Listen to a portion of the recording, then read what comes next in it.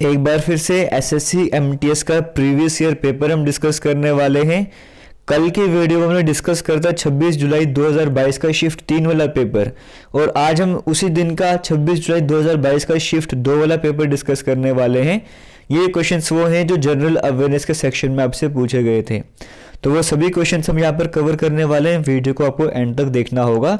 General awareness 25 question को set आपको देखने को मिल रहा है, और आने वाले 1-2 दिनों के बाद हम इसी तरीके से सीएचएसएल के प्रीवियस ईयर क्वेश्चंस भी कवर करना स्टार्ट कर देंगे। तो वो वीडियोस भी आपने देखनी है, वो भी आपके लिए बड़ी इंपॉर्टेंट रहने वाली हैं।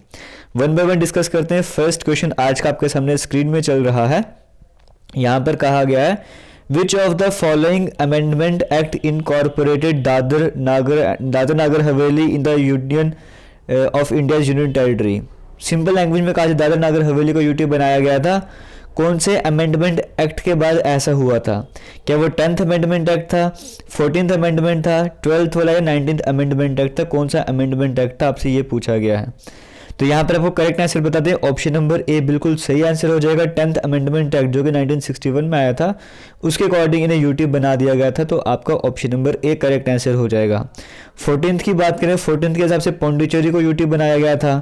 12वीं के हिसाब से गोवा दमन दीव को यूटी बनाया गया था, और 19th के हिसाब से जो इलेक्शन ट्रिब्यूनल का सिस्टम था उसे ख़त्म कर दिया था। तो ये सभी बाकी आपको बता दिए, क्या पता आपके एग्जाम में काम आ जाए। क्योंकि हमने देखा अभी जब मैं आपको टीसीएस बेस्ड क्वेश्चंस भी करवा रहा हूँ, एसएससी या टीसीएस बेस्ड क्वेश्चन करवा रहा हूँ, वहाँ पर जो क्वेश्चंस आ रहे हैं, मतलब एसएससी के जो बाकी एग्जाम में क्वेश्चन आते हैं वो आपके एमटीएस एग्जाम में भी आ जाते हैं। जो बाकी एग्जाम में आ रहे हैं वो सीएचएसएल में भी आ जाते हैं, टीसीएस बेस्ड क्वेश्चंस। इसीलिए आपको प्रीवियस ईयर क्वेश्चंस भी सतत करने चाहिए। अगर सेम टू सेम नहीं आएगा तो उससे रिलेटेड क्वेश्चन आपको जरूर एग्जाम में देखने को मिलता है। और टीसीएस वाली एक अलग सीरीज भी हम स्टार्ट कर चुके हैं, एसएससी टीसीएस बेस्ड क्वेश्चन वाली, वो भी अलग से प्ले लिस्ट बनाई गई, वहाँ पर जाके भी आप वीडियोज़ देख सकते हो। वो भी बेनिफिशियल रहने वाली है अगर आप एसएससी के किसी भी एग्जाम की तैयारी करते हो। हम चलते हैं सेकंड क्वेश्चन की तरफ। यहाँ पर कहा गया है, A R Rahman won the Grammy awards for which movie. A R Rahman ji की बात करें, ग्रैमी अवार्ड कौन सी मूवी के लिए जीते थे, विनर रहे थे, आपसे वो पूछा गया। ऑप्शन आपके सामने कई सारे नाम है मूवीज़ के, तो यहाँ पे जो बट करेक्ट आंसर हो जाएगा स्लम डॉग मिलियनेयर। यहाँ पे जो करेक्ट आंसर हो जाएगा ऑप्शन नंबर सी बिल्कुल सही आंसर हो जाएगा। 2010 में इनको ग्रैमी अवार्ड से नवाजा गया, 2 बार अवार्ड इन्हें जीते थे, है ना। और आपको पता है ग्रैमी अवार्ड्स की बात करें, म्यूजिक इंडस्ट्री की फील्ड में ये मिलते हैं, तो ऑब्वियस सी बात है, हर साल तो जाते ही ये। तो ऑप्शन नंबर सी यहाँ पे करेक्ट आंसर हो जाएगा। आगे चलते हैं, थर्ड क्वेश्चन की बात कर लेते हैं। Waiting for a visa is a 20-पेज autobiography written by. Waiting for a visa एक 20 पेज की ऑटोबायोग्राफी अपने खुद राइटिंग से लिखी गई है। ये किनके द्वारा लिखी गई है? ऑटोबायोग्राफी तो आपको पता ही है, बट ये खुद की राइटिंग से भी लिखी गई। आपको ये एक्स्ट्रा अपडेट दे रहा हूँ मैं इसमें आपको। तो waiting for a visa 20 page की ऑटोबायोग्राफी किसके द्वारा लिखी गई? राजाराम मोहन राय, भीमराव, रामजी अम्बेडकर, जवाहरलाल नेहरू और महात्मा गांधी, किनके द्वारा लिखी गई है? भीमराव अम्बेडकर जी के द्वारा ये लिखी गई है। ऑप्शन नंबर बी यहाँ पे बिल्कुल सही आंसर हो जाएगा। यहाँ पर उन्होंने अपना एक्सपीरियंस भी शेयर किया है, अनटचेबिलिटी को लेकर जो एक्सपीरियंस था वो भी सारा शेयर कर रहे हैं इसमें। तो ऑप्शन नंबर बी यहाँ पे बिल्कुल सही आंसर हो जाएगा। चलते हैं क्वेश्चन नंबर 4 की बात कर लेते हैं। और ये जो सभी पेपर आपको देखने को मिले, जो मैं आपको करवाता जा रहा हूँ, एक तो आपको एसएससी टीसीएस बेस्ड क्वेश्चन वाली प्लेलिस्ट में देखने को मिलेंगे। एक अलग से आज प्लेलिस्ट बना दूंगा एसएससी पेपर के नाम से, तो वहाँ पे एसएससी के और भी जो पेपर होंगे वो भी ऐड करते जाएंगे। Which of the following persons was conferred with the 57th Jnanpith award. 57th Jnanpith award से किन्हें नवाजा गया, आपसे वो पूछा जा रहा है। ऑप्शन आपके सामने 4 दिए गए, बट आपको करेक्ट आंसर बताना है। तो दामोदर मौजो, ऑप्शन नंबर बी यहाँ पर जो देखने को मिल रहा है वो करेक्ट आंसर हो जाएगा। 2022 में मिलता है 57th ज्ञानपीठ अवार्ड, इन्हें दिया गया था। 2022 में ये विनर रहे थे। और आपको पता है ज्ञानपीठ अवार्ड की बात करेंगे, सबसे बड़ा सबसे पुराना लिटरेरी अवार्ड जो होता है वो यही रहता है। तो 1965 से स्टार्ट करे गए थे। ऑप्शन नंबर बी यहाँ पे करेक्ट आंसर हो जाएगा। आगे चलते हैं, क्वेश्चन नंबर 5 की बात करते हैं। The SI unit of work की एसआई यूनिट क्या होती है? हर्ट्ज तो फ्रीक्वेंसी की होती है, पास्कल आपकी प्रेशर की स्ट्रेस की हो जाएगी, जूल होती है वर्क की SI unit. Option number C correct answer हो जाएगा। डेसिबल साउंड की हो जाएगी, हमें वर्क बताना था वो जूल। ऑप्शन नंबर सी हमारे पास बिल्कुल सही आंसर हो जाएगा। चलते हैं क्वेश्चन नंबर 6 की बात कर लेते हैं। Which of the following terms is not associated with hockey. इनमें से कौन सी टर्म हॉकी से जुड़ी नहीं है? ऑब्वियसली तो रन आउट हॉकी से नहीं जुड़ा है, तो ऑप्शन नंबर सी हमारे पास करेक्ट आंसर हो जाएगा। क्वेश्चन नंबर 7 की बात कर लेते हैं। और ये जो सभी क्वेश्चंस आपको मैं करवाता जा रहा हूँ, जो पहले भी पेपर करवाए, जो आने वाले टाइम पे भी करवाता जाऊँगा, ये सारे आपको मिलते जाएंगे एसएससी एमटीएस की जो हम टेस्ट सीरीज बना चुके हैं, वहाँ पर आपको सेक्शन देखने को मिलता है जीके वाला सेक्शन। वहाँ पर आप जाओगे, टेस्ट सीरीज जब आप परचेज करोगे सिर्फ 99 रुपीज़ वहाँ पर प्राइस रखा गया है। जब तक एग्ज़ाम की लास्ट डेट फिल करेंगे तब तक ही 99 प्राइस होगा। जैसे एग्ज़ाम की लास्ट डेट खत्म हो जाएगी, जब आप फॉर्म फिल करना खत्म कर दोगे उसके बाद आपको प्राइस बढ़ा दिया जाएगा। तो अगर ज्वाइन करना चाहते हो अभी ज्वाइन कर लेना। पहले मैं फ़ोन को साइलेंट करता हूँ एक बार। हाँ, तो मैं ये कह रहा था कि आप ज्वाइन करना चाहते हो तो आपको डिस्क्रिप्शन बॉक्स में कमेंट सेक्शन में लिंक मिलेगा, वहाँ पर जाकर आप टेस्ट सीरीज को ज्वाइन कर सकते हो। सिर्फ ये नहीं, और भी केंद्र के क्विज वहाँ पर आपको देखने को मिलेंगे। The distribution of population according to different type, अगर पॉपुलेशन की डिस्ट्रीब्यूशन की जाए अलग अलग ऑक्यूपेशन के हिसाब से इसके कहा जाता है। ऑप्शन आपको सामने 4 दिए गए हैं, उसे ऑक्यूपेशनल स्ट्रक्चर कहा जाता है।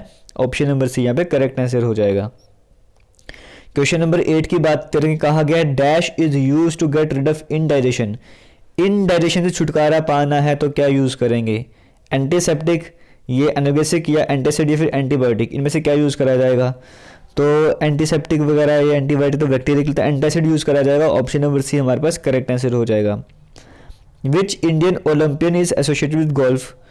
कौन से इंडियन ओलंपियन ऐसे हैं जो गोल्फ से जुड़े हुए, आपसे वो पूछा जा रहा है। नीरज चोपड़ा तो हमें पता है जैवलिन थ्रो से जुड़े हुए थे, तो आंसर हो नहीं सकता। अभिनव बिंदर भी बड़े पुराने शूटिंग से जुड़े, हमें पता ही हो नहीं सकता। रवि कुमार जी रेसलिंग से जुड़े हुए हैं, तो बच गई आदित्य अशोक, तो आदित्य अशोक यहाँ पे करेक्ट आंसर हो जाएगा, गोल्फ से जुड़ी हुई हैं। और रिसेंट अपडेट आपको बताऊँ, अभी जब मैं ये वीडियो बना रहा हूँ, अभी एक जो कीनिया लेडीज़ ओपन था उसकी ये विनर रही हैं, तो ये एक और बड़ा अपडेट आपके सामने आ जाता है। तो ऑप्शन नंबर डी यहाँ पे करेक्ट आंसर हो जाएगा। Smart cities and academia awards towards action and research, सार ये जो स्कीम है ये किसके द्वारा लॉन्च करी थी? स्मार्ट सिटीज़ मिशन के अंडर यह स्कीम को लॉन्च करा गया था। बट लॉन्च किसने करा था? आपको मैंने हिंट दे दी, स्मार्ट सिटी मिशन के अंडर लॉन्च करा गया था। इसका मतलब ministry of housing and urban affairs. Option number C यहाँ पे करेक्ट आंसर हो जाएगा। चलते हैं 11वें क्वेश्चन की बात करते हैं। Dash popularly known as Punjab Kesari took his last breath on November 17, 1928। Simple, Punjab को थोड़ा क्वेश्चन घुमा दिया गया। पंजाब केसरी किन्हें कहा जाता था? लाला लाजपत राय। इसका मतलब ऑप्शन नंबर बी यहाँ पे बिल्कुल सही आंसर हो जाएगा। चलते हैं 12वें क्वेश्चन की बात करते हैं। How many type of igneous rocks, कितने टाइप की? 2 ही तरह की होती हैं। तो ऑप्शन में 2 आपको देखने को मिल रहा है। यहाँ पे ऑप्शन नंबर सी हमारे पास बिल्कुल सही आंसर हो जाएगा। और वो 2 टाइप्स कौन सी होती हैं वो भी पता होनी चाहिए। एक इंटेंसिव वाली होती है, एक एक्सक्लूसिव वाली होती है। इंट्रूसिव वाली तो छोड़ो, एक्सक्लूसिव की बात करें वोल्केनो वाली सिंपल रहती है। 2 टाइप्स की हो जाएंगी। ऑप्शन नंबर बी यहाँ पे हमारे पास करेक्ट आंसर हो जाएगा। आगे चलते हैं, नेक्स्ट क्वेश्चन की बात कर लेते हैं। In which state of India is the Gulbarga fort situated. ये जो गुलबर्ग फोर्ट की बात करेंगे कहाँ पर है, आपसे वो पूछा जा रहा है। असम, कर्नाटका, हिमाचल प्रदेश या फिर उत्तर प्रदेश। तो गुलबर्ग फोर्ट की बात करें कर्नाटका में है। ऑप्शन नंबर बी हमारे पास बिल्कुल सही आंसर हो जाएगा। कमेंट सेक्शन में ज़रूर बताना 25 में से आपको कितने मार्क्स आ रहे हैं, और ये भी बताना क्या ये सीरीज़ आपको लग रहा है आपके लिए हेल्पफुल है, क्या आपको मज़ा आ रहा है सीरीज़ देखने में, या आप चाहते हो इस सीरीज़ को छोड़कर सिर्फ TCS या SSC बेस्ड क्वेश्चन जो सीरीज़ हम स्टार्ट कर चुके थे उसे ही कंटिन्यू किया जाए, या आप चाहते हो वो भी कंटिन्यू करे जाए और ये भी कंटिन्यू करे जाए। कमेंट सेक्शन में ज़रूर बताइएगा। हालांकि मैं आपको बताऊंगा ये सीरीज़ आपके लिए मोस्ट इंपॉर्टेंट रहने वाले किसी भी SSC एग्जाम की तैयारी करते हो। और साथ में जब मैं कल परसों से CHSL का करवाना स्टार्ट करूँगा प्रीवियस ईयर पेपर, तो वहाँ पर भी सारे क्वेश्चंस आपको देखते जाने, क्योंकि अब मैंने आपको कहा सभी क्वेश्चंस तो नहीं, कुछ क्वेश्चंस रिपीट होते हैं, कुछ एग्जैक्ट सेम नहीं आते, बट मॉडिफाई करके उसी तरीके उसी टॉपिक से क्वेश्चंस आते हैं। तो सभी के सभी वीडियोस अगर आप देखते जाओगे तो आप खुद देखोगे पेपर जब बैठोगे कितना बेनिफिट आपको होने वाला है। आगे चलते हैं। विच ऑफ द फॉलोइंग, ये तो क्वेश्चन कवर कर लेना हमने, ठीक है। Which of the following is correct for gross value added. Gross value added का सिंपली आपसे फॉर्मूला पूछा गया है। तो ग्रॉस वैल्यू एडिड का इन चारों में से फॉर्मूला कौन सा होता है? Gross value added equals to gross domestic product plus subsidies minus taxes on product. इसका मतलब ऑप्शन नंबर सी हमारे पास बिल्कुल सही आंसर हो जाएगा। आगे चलते हैं, क्वेश्चन नंबर 15 की बात कर लेते हैं। Dash is broadly divided into western Ghats and eastern Ghats. इसमें से ऐसा क्या है जिसे वेस्टर्न घाट्स और ईस्टर्न घाट्स में डिवाइड करा जाता है, आपसे वो पूछा जा रहा है। तो यहाँ पर देखो डेक्कन प्लेटो की बात करेंगे, ऑप्शन नंबर डी हमारे पास यहाँ पे बिल्कुल सही आंसर हो जाएगा। आगे चलते हैं, क्वेश्चन नंबर 16 की बात कर लेते हैं। Which constitutional amendment act included fundamental duties in Indian constitution. कौन से अमेंडमेंट एक्ट के बाद फंडामेंटल ड्यूटीज को ऐड करा गया था भारतीय संविधान में, आपसे वो पूछा जा रहा है। ऑप्शन 4 आपके सामने है, बट करेक्ट आंसर हो जाएगा 42nd अमेंडमेंट एक्ट, जो कि 1976 में आया था। उसके अकॉर्डिंग फंडामेंटल ड्यूटीज ऐड करी गई थी। इसका मतलब ऑप्शन नंबर बी हमारे पास यहाँ पे बिल्कुल सही आंसर हो जाएगा। क्वेश्चन नंबर 17 की बात करते हैं। Shobhana Narayan is associated with which classical dance of India. Shobhana Narayan ji की बात करेंगे, कौन से क्लासिकल डांस ऑफ इंडिया से जुड़े हुए हैं, आपसे वो पूछा जा रहा है यहाँ पर। तो यहाँ पर कथक, मोहिनीअट्टम, सत्रिया, भरतनाट्यम, यहाँ पे करेक्ट आंसर क्या हो जाएगा आपको वो बताना है।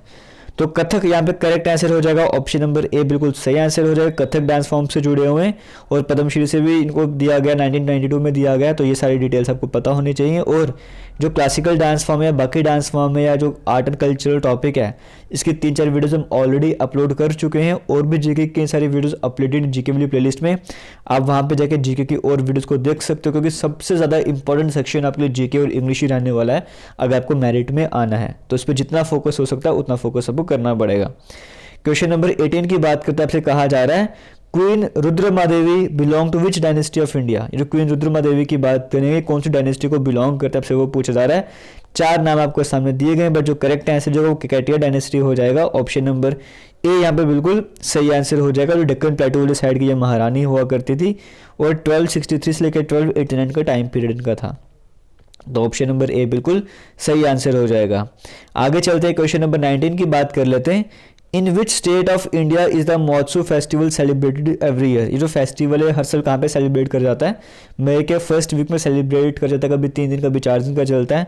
तमिलनाडु, नागालैंड, कर्नाटक या फिर झारखंड। तो यहाँ पर नागालैंड बिल्कुल सही आंसर हो जाएगा, ऑप्शन नंबर बी बिल्कुल करेक्ट आंसर हो जाएगा।